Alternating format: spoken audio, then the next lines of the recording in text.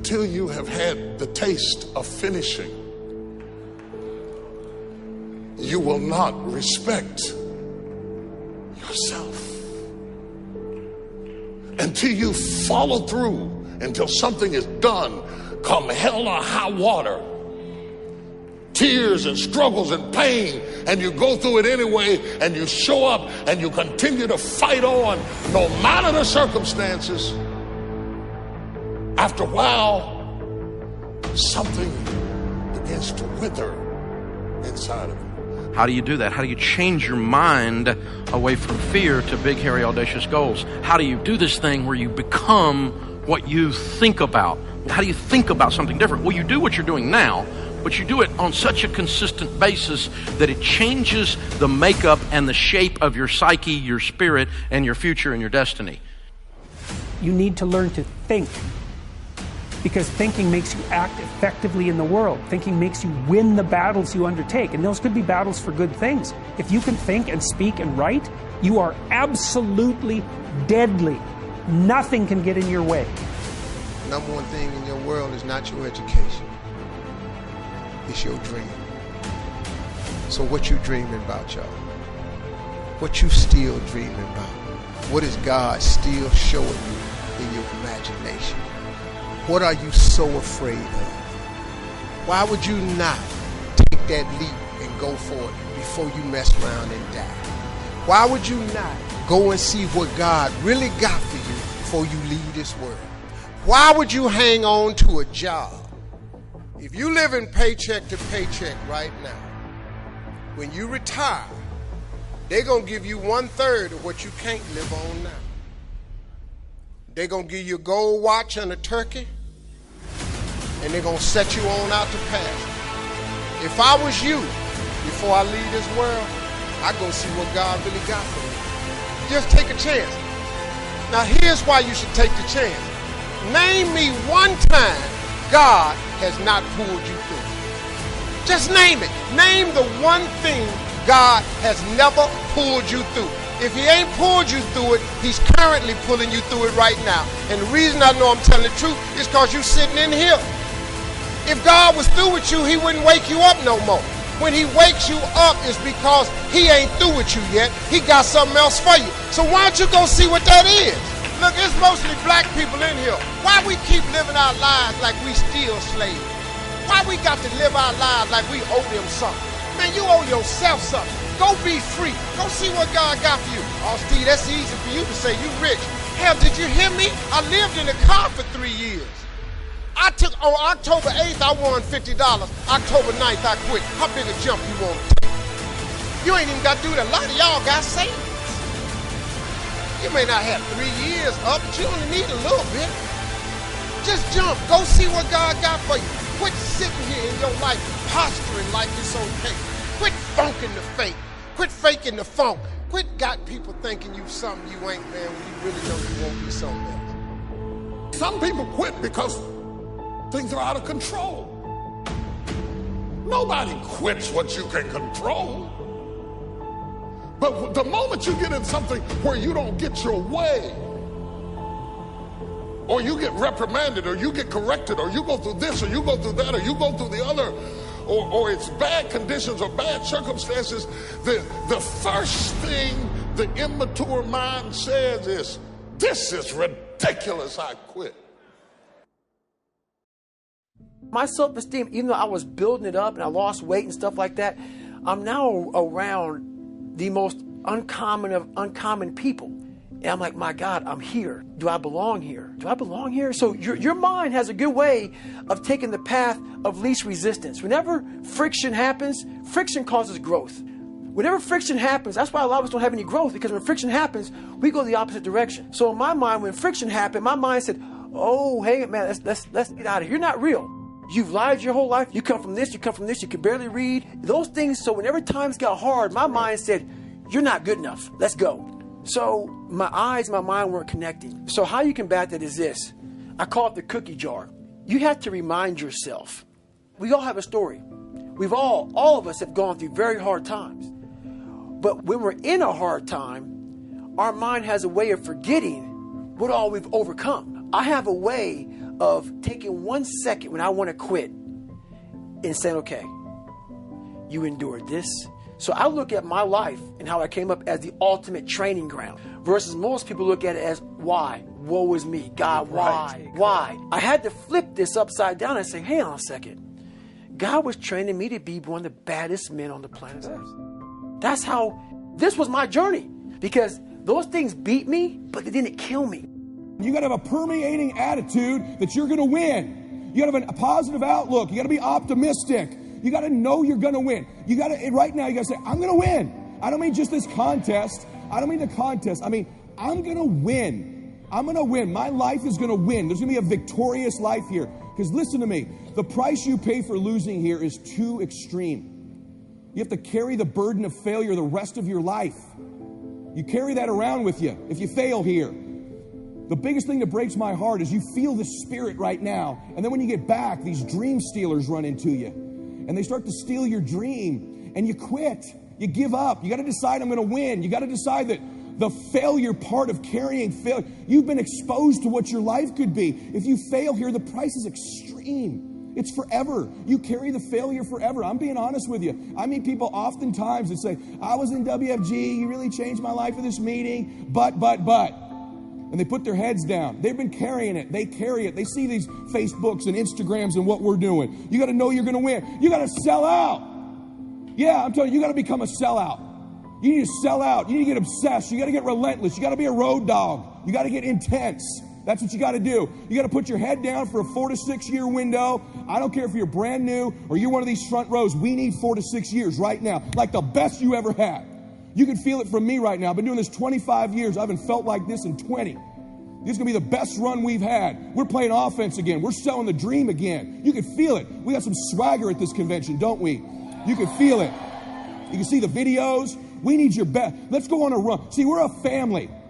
We're a dysfunctional family sometimes, but we're a damn family. We don't always get along, but at the end of the day, we've done something great together. We've made history together.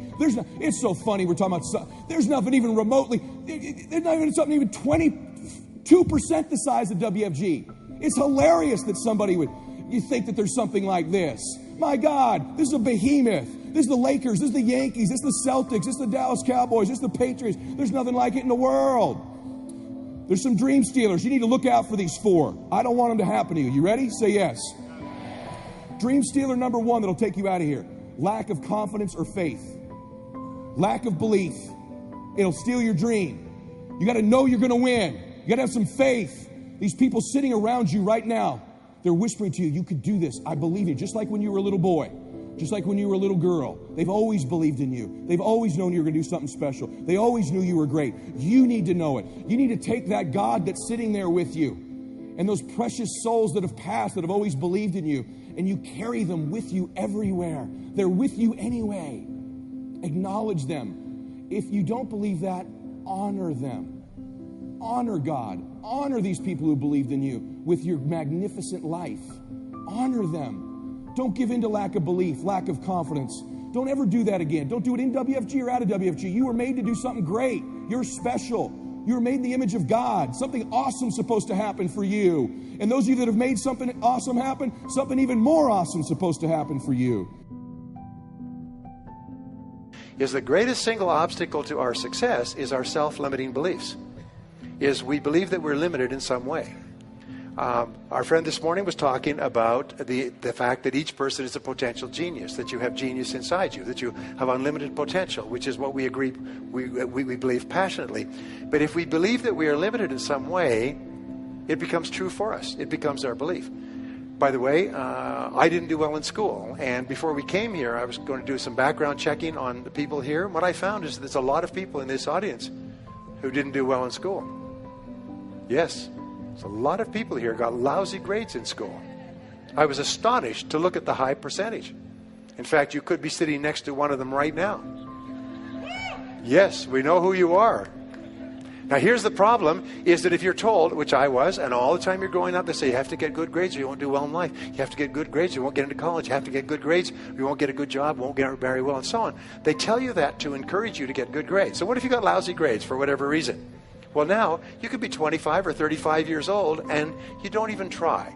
You don't even try because, hey, you didn't get good grades in school, so you're kind of short of potential.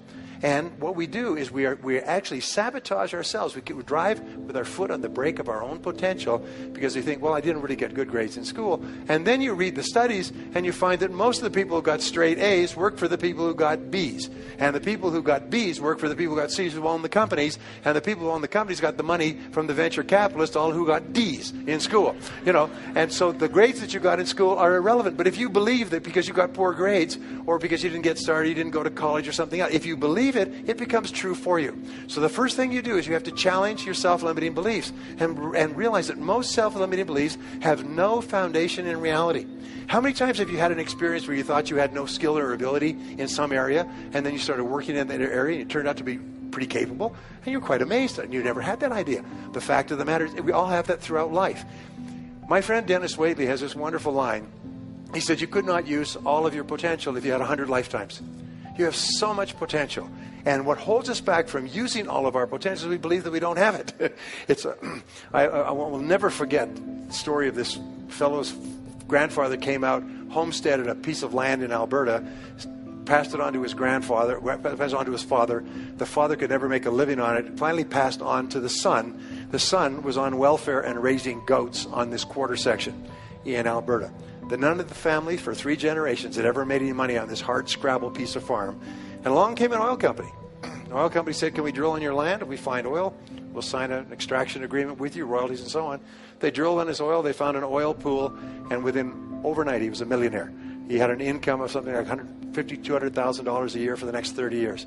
He went from living a hard scrabble life, raising goats on this lousy piece of land, and somebody else came along and showed him how to get the potential out of the land. The oil had always been there. That's what this seminar does. That's what Harv does, by the way, is he shows you how to drill oil in your own land and tap into the potential that you have. It was always there. It's been there all this time. But your job is to drill. That's really important. And that's what we're here for 3 days, is to look for insights. So remember this. Always ask yourself, if you have a self-limiting belief, what if it wasn't true? What if it wasn't true? My son, going back to David, David was really shy when he was growing up. And so I would say, one thing I know about you, David, is you're not afraid of anything. He said, oh, I'm afraid of everything. He's afraid of riding a bicycle, and he's afraid of this. He's afraid of ghosts in the night. No, David, you're not afraid of anything.